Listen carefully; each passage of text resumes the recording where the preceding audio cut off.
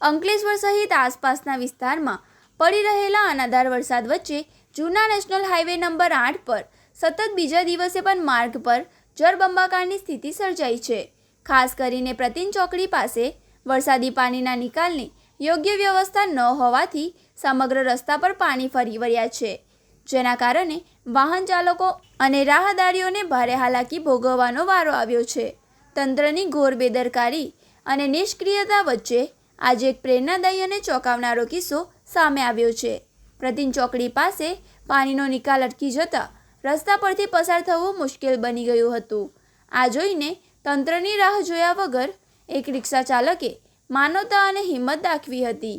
રિક્ષા ચાલક પોતે ઢીચણસમા પાણીમાં ઉતર્યો હતો અને પાણીના નિકાલમાં નડતરરૂપ કચરો દૂર કરી નિકાલ શરૂ કર્યો હતો.